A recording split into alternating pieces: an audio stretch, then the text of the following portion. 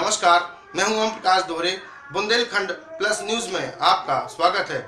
उत्तर प्रदेश में विधानसभा 2022 चुनाव को लेकर तमाम राजनीतिक दल सक्रिय दिखाई दे रहे हैं, जिसके चलते अपना वोट बैंक बढ़ाने के लिए समाजवादी पार्टी के राष्ट्रीय अध्यक्ष यूपी के पूर्व सीएम अखिलेश यादव विजयी रथ यात्रा लेकर कानपुर से होते हुए हमीरपुर पहुंचे, जहां उन्होंने रात्रि विश्राम के दौरान अपनी पार्टी के समस्त कार्यकर्ता और पदाधिकारियों को आवश्यक दिशा निर्देश दिए। वहीं सपा पदाधिकारियों ने किराए की भीड़ जुटाकर सपा सुप्रीमो को किराए की भीड़ दिखाकर गुमराह कर दिया है। ऐसे में समाजवादी पार्टी को आगामी चुनाव में कितना लाभ होगा, यह तो आने वाला वक्त ही बताएगा। पेश है एक वानगी, देखिए बुंदेलखंड प्लस पर। समाजवादी पार्टी जिंदाबाद। नहीं बचा है, चुनाव में अब समय नहीं है। ये नौजवान साथियों,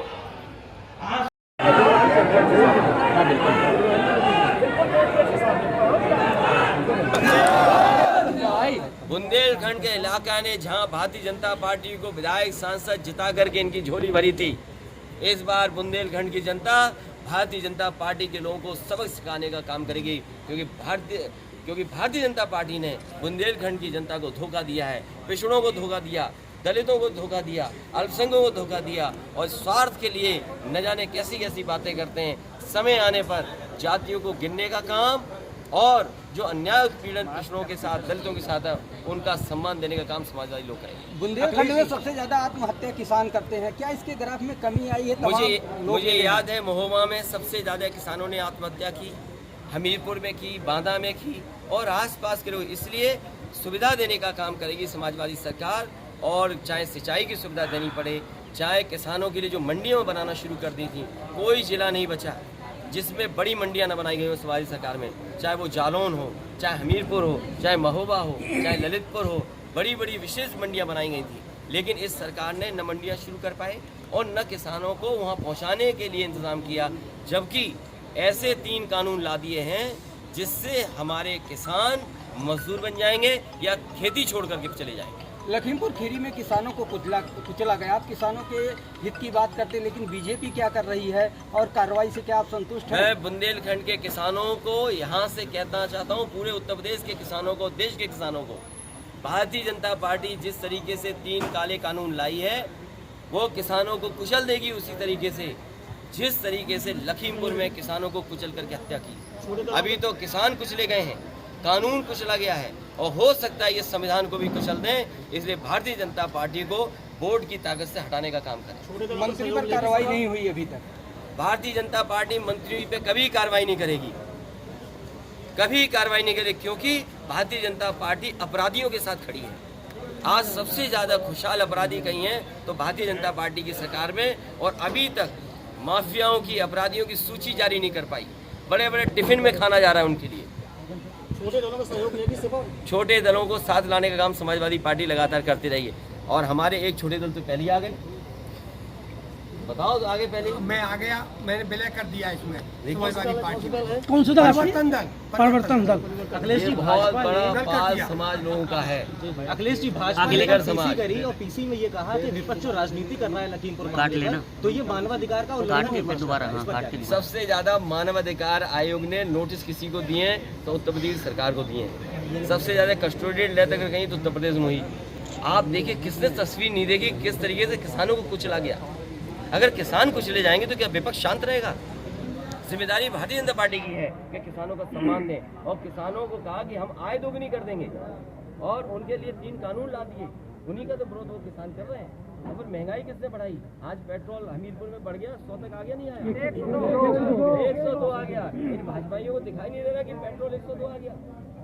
ये भाजपाइयों को सब कुछ दिखाई दे रहा है, भाजपा को सब कुछ दिखाई दे रहा है, लेकिन पेट्रोल की बढ़ती कीमत नहीं दिखाई दे रही इनकी। अखिलेश जी की एंट्री क्या सपा को नुकसान पहुंचाएगी? एक दूर पत्रकार कुछ पूछ रहा है, पूछो। देखिए, दूध का रेट बढ़ाए अगर किसानों को ठीक मिले रेट, किसानों को क्या मिल रहा है?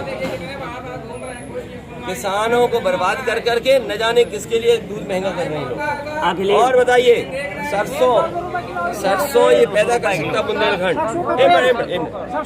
समझ लीजिए सरसों यहाँ पैदा हो सकती है, तिल पैदा हो सकती है।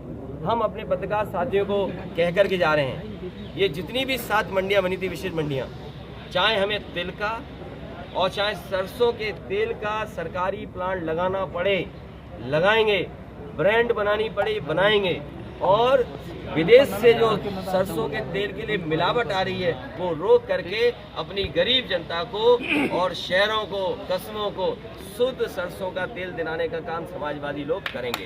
अखिलेश जी आपके साथ ही आपके तेल और सरसों का खाद की समस्या यहाँ पर है। खाद की समस्या के लोग किसान मारा घूम रहा है।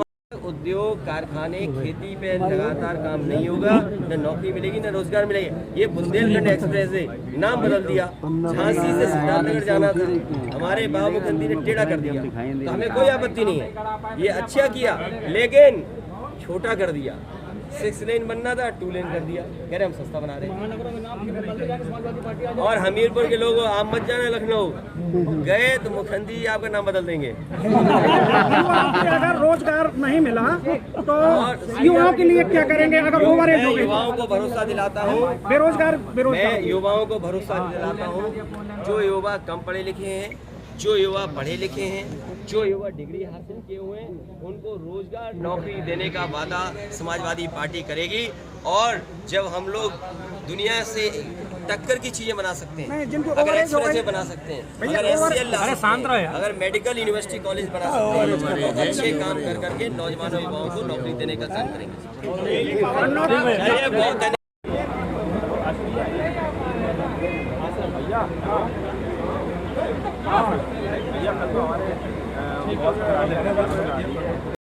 बहुत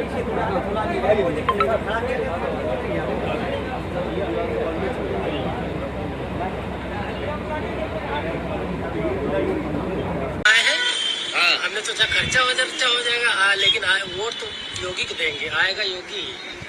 अच्छा, तो आप आए तो सपा की टोपी लगाए हुए हैं। 500 रुपये मिले हैं।